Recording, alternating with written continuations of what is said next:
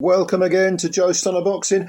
For whatever reason, and it's not something I can fathom to any degree, Top Rank have decided to put the contest between EMANUEL NAVARRETE and DENYS BERINCHYK on the same day as Tyson Fury versus Alexander Usyk. Now, why would they do this? Isn't this shooting yourself in the foot? I would say so. But it isn't a fight that should be overlooked because I think this is a really good matchup. The top-ranked fighter is Navarrete, so the away guy, in inverted commas, is going to be Denys Berichyk, and this is for the WBO lightweight title, vacant. Now, the first thing to say is that EMANUEL Navarrete, 38 wins with 31 KOs, 1 defeat, 1 draw, 29 years of age, Mexican, very, very tough, very, very aggressive, very unconventional in his style. But he has had a perfect marriage with the WBO. The WBO and EMANUEL Navarrete go together like a horse and carriage. Yes, they do. Because if you go way, way back to his first title, which was at 122, you're talking about a guy who that was for the WBO title. He beat Isaac Dogboe, unanimous decision, super bantam we're talking here. WBO title, he took that off Isaac Dogboe, then defended it with a 12th round stoppage against Dogboe. And I think he made another 2 or 3 defenses. He did.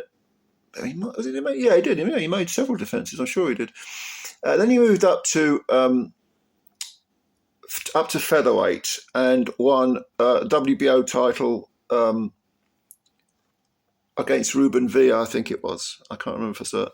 I think it was against Ruben Villa, and that was a vacant title as well, the WBO title.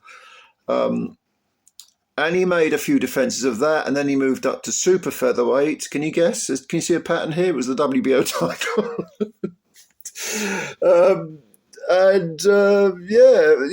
Won that.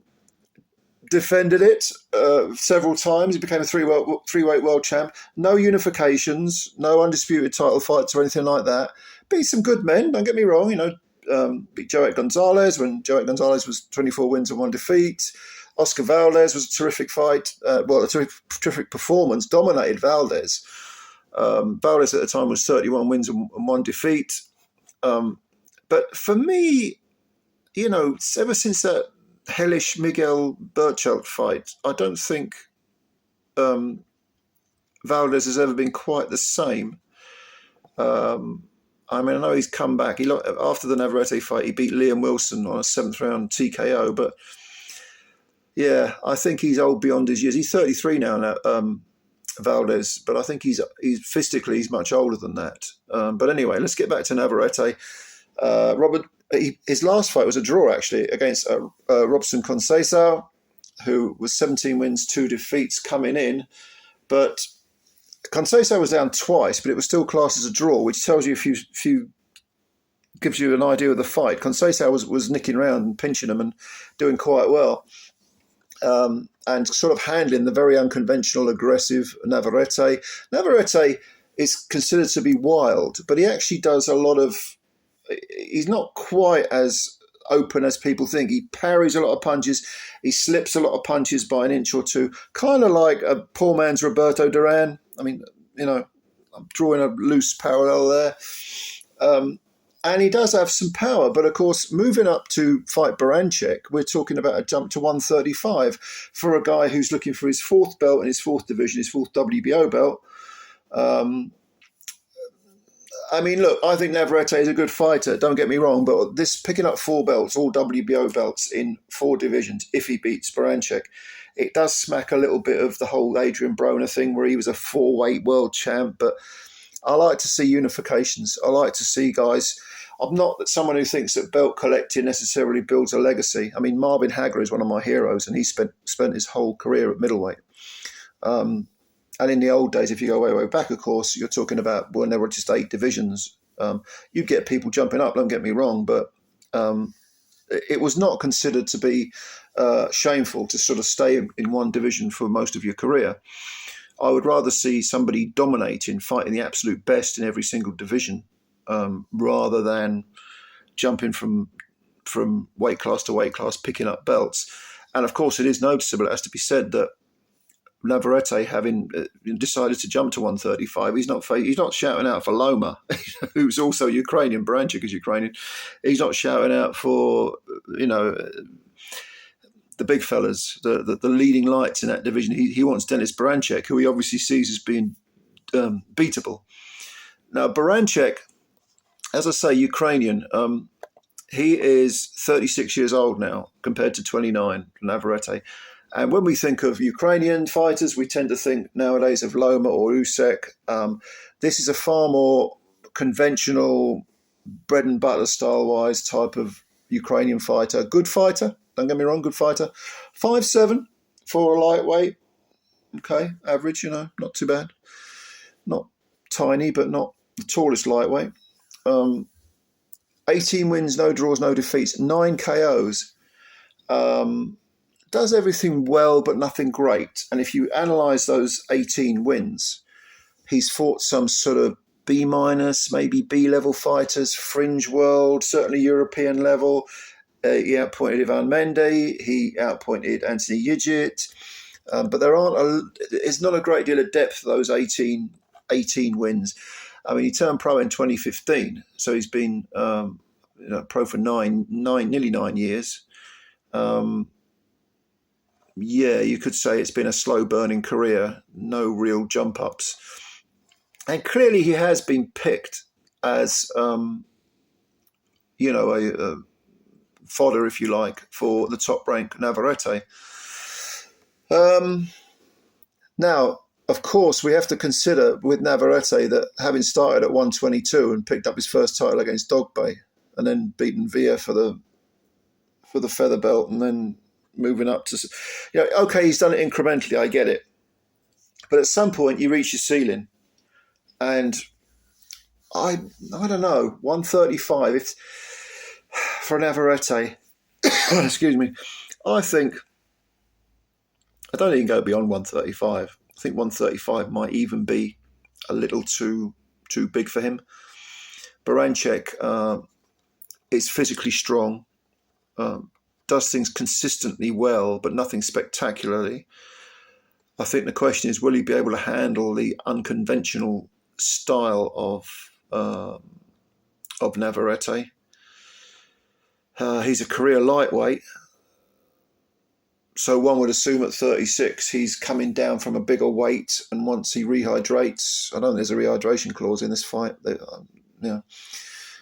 He'll be the much bigger man in the ring, a much bigger man. So if he can get up close to Navarrete and out-muscle him and also land some heavy flurries, he might be able to offset Navarrete's unconventional style. Navarrete has shown power in the past, but not at 135. But then Berinchyk himself isn't a heavy hitter at 135. Flipping it the other way yet again, you must say, well, Navarrete hasn't faced many lightweights, so everything's relative. Berincyk's 50% KO percentage might seem a lot heavier when you're hitting a guy who's started his world championship reign at 122.